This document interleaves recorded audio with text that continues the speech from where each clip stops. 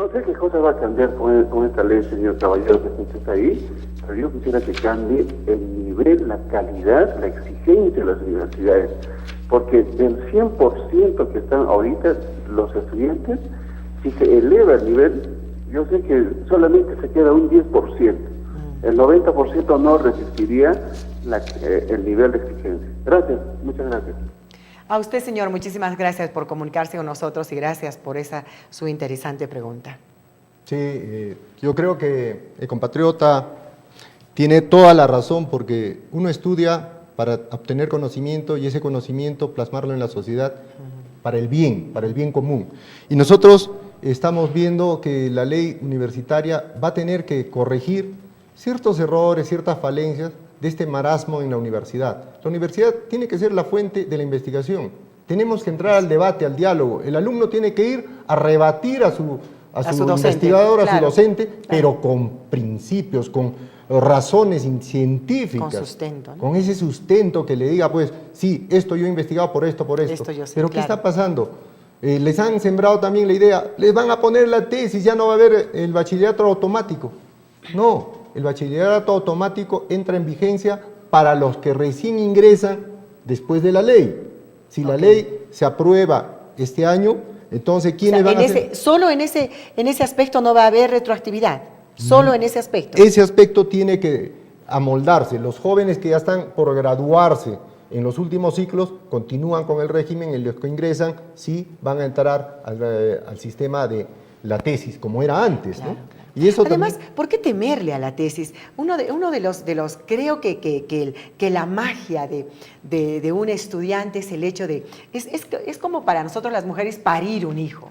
No es lo mismo adoptar un hijo que parirlo. Eso es lo mismo, esa es la misma sensación que un profesional tiene al momento de preparar su tesis. ¿Por qué? Porque ese es un trabajo donde va a reflejar la personalidad del profesional, ¿no? ¿Por qué temerle a una tesis? No hay razón para temerle a la elaboración de una tesis. Sin embargo, la ley tampoco va a ser drástico en este sentido, ¿no? De que va a obligar a que se hagan las tesis y que los alumnos se puedan graduar a través de la otra modalidad. Vamos a recibir otra atenta participación. Muchísimas gracias por comunicarse con nosotros. Adelante con su pregunta, estamos escuchándolo. Aló. Bien, buenos días. Vamos a lo que usted dice, ¿no? Bueno, con mucha coincidencia lo que quería comentar, lo que dice la sustentación de la tesis. Es grato saber que muchos de los que, bueno, una medida hemos estudiado en San Antonio y hemos tenido ese parámetro de formación y hemos cumplido. Hoy en día no se ve. Yo estoy inmerso, conocedor un poco de la educación a partir de la familia que tengo, y veo lamentablemente que en estos últimos años la educación, y especialmente el nivel de cátedra, a nivel de lo que veo entre la familia y amigos, los muchachos, es un desastre. Hablan de investigación, hablan de tesis, pero ¿qué cosas se pueden manejar si lamentablemente los docentes que ahora enseñan o que ahora son los nuevos lojadores de cátedra dan mucha pena? Están debajo del nivel, concretamente en que la cátedra debería darse como antes, respetando a algunos docentes que todavía quedan, pero la mayoría son una suerte de politiqueros que se enmascaran y se han metido ahí por acomodo y no tienen ningún nivel ni de ascendencia para los alumnos. ¿Cómo pueden predicar formación académica si ellos ni siquiera estudian? Sus clases son solamente una repetición o un plagio de hojas o copias que solamente dan. ¿Cómo formamos a los futuros profesionales? Que hablamos de muchas carreras. Entonces, yo ahí quiero incidir de que si bien esta ley tiene que marcar la diferencia para evaluar a esa gente. Todavía hay gente que pide todavía incremento, pide mejor situación de nivel de académico, sí, que ellos investigan. Como usted decía antes, ellos tienen que presentar una situación de investigación a fin de año, pero ¿qué cosas? Eso no investigan ni su vida. Son más que todo una vergüenza para muchos, contando, como le digo, con alguna excepción. Entonces ahí tiene que darse, y ahí veamos también el problema de la sociedad, que cada día toman como si fuese, si el portero deben decir, se soñó mal, toma el local. ¿Qué cosa hace ese supuesto todo este doctor que viene, cierto, a tener sus años de gloria? Pero ya lamentablemente, pues, como la politiquería manda ahí, no hay nada. Eso tiene que desterrarse. Y en alguna medida ahí sería bueno que el señor que comenta pueda ver en qué medida se va a romper ese tipo de liderazgos, las cúpulas gollerías, digamos, de los docentes, que no hablemos no solamente de los alumnos, que son manipulados y que hacen mucho daño. Prueba de ello es que la UNISAJ hoy en día ya es vista como una universidad de ya ínfima calidad para poder postular. Están tomando privilegio las universidades privadas, ¿no? Acrecentando en la idea que antes, como se dice, era la andina que ha acrecentado en algo, y ahora tenemos universidades, pero creadas, así como antes los institutos pedagógicos que han formado docentes, pero así como si fuesen copias que hoy en día no saben ni lo que hacen. Y igual, o sea, esas universidades privadas que se han formado de la manera más vergonzosa, como esa de la Garcilaso, en que un catedrático, acá mismo, gente que ni siquiera se les abocan a cobrar, que paguen su mensualidad, a ellos les interesa y como sea lo salvan y los aprueban y que paguen su dinero. Es un negociado, un lucro, eso se tiene que romper. No sé en qué medida podría comentar eso el señor invitado que está ahí, haciendo el comentario de esta ley universitaria. Gracias.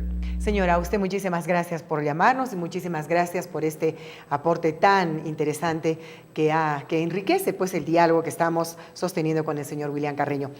Dentro de este proyecto de la ley universitaria, ¿consideran algún aspecto que obligue el hecho de tener que mejorar pues la calidad de los docentes al interior de nuestras universidades, tanto nacionales como particulares? Porque con esta ley se va a unificar el reglamento, ¿no es cierto?, para las públicas y privadas. Sí, efectivamente, a nuestro oyente, en el capítulo 4 se habla de la evaluación, acreditación y certificación de la universidad. Y eso va a estar a cargo del Sistema Nacional de Evaluación, Acreditación y Certificación de la Educación Superior. Son 4 capítulos. Luego tenemos la organización académica. Ahí se detalla incluso los requisitos para ser rector, para ser docente principal, para ser docente auxiliar. El diseño curricular lo van a tener las universidades con autonomía, pero tienen que ir actualizando. Hay universidades que no actualizan, entonces en la ley se está contemplando actualizar los diseños curriculares cada 3 años, para que no estemos estudiando lo que ya de pasó manera arcaica, ¿no? desfasado. Exacto. Se da a considerar los 2 semestres de estudios generales, los estudios de formación profesional, los 8 semestres, los posgrados, que sean en la especialidad. Tenemos un ingeniero agrónomo que tiene posgrado ¿en qué? Exacto. En ciencias, en filosofía, y con ese posgrado es rector. Entonces, a eso también vamos, ¿no? A la calidad profesional de en quienes recae la responsabilidad de la conducción de las universidades, porque ahora sin necesidad de cumplir las leyes, cualquier persona se puede hacer rector porque la ley así lo dispone. Vamos a recibir otra atenta participación. Muchísimas gracias por comunicarse. Adelante, lo escuchamos.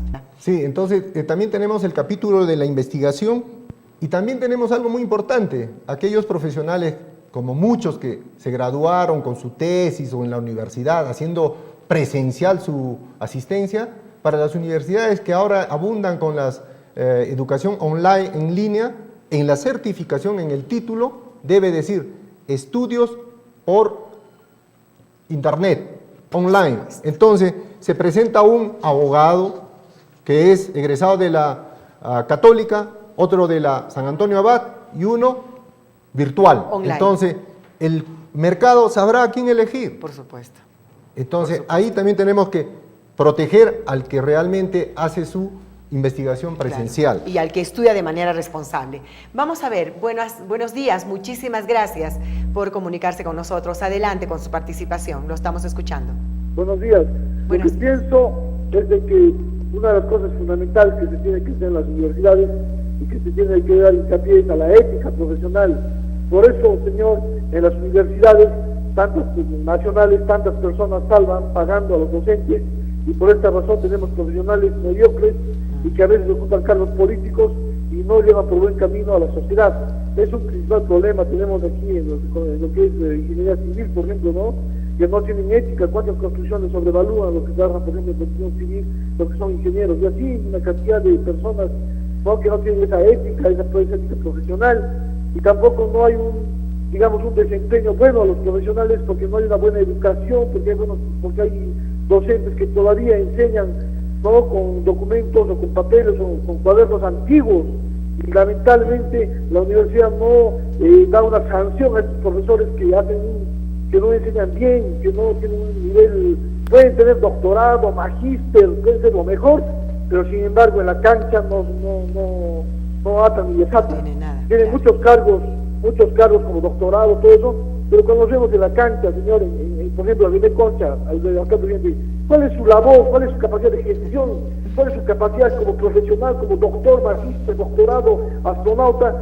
Muchísimas gracias, señor, por su participación. Como siempre, el aporte de ustedes, los señores televidentes, es importante, es vital y enriquece este diálogo que estamos sosteniendo con el señor William Carreño Pérez. Se nota la insatisfacción de la población, de los padres de familia, respecto a la calidad de educación universitaria que están recibiendo sus hijos.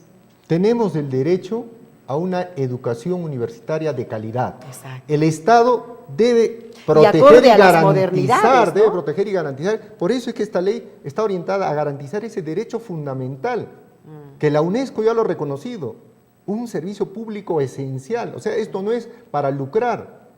La universidad asociativa privada sin fines de lucro hace investigación. ¿Quiénes son? La Pacífico, la Católica, universidades que sí están en un margen de, digamos, de producción. Claro, ¿no? Y de referencia. Y la universidad... Vamos a ver, el padre de familia que se acaba de comunicar con nosotros hizo referencia inclusive a esos grados, ¿no es cierto?, académicos que muchas autoridades, muchos ciudadanos ostentan. Ahora es muy fácil graduarse, recibirse de magísteres, es muy fácil ostentar el título de doctor, pero el padre de familia decía, sí, pueden tener el título, pueden tener el papel, el cartón que certifica esto, pero ¿qué tienen adentro? ¿Qué tienen en la cabeza? ¿Cuál es su capacidad de compartir en el proceso de enseñanza con los alumnos, con la gente que está preparándose para el futuro? Vamos a recibir una llamada telefónica. Muchísimas gracias por comunicarse con nosotros. Adelante.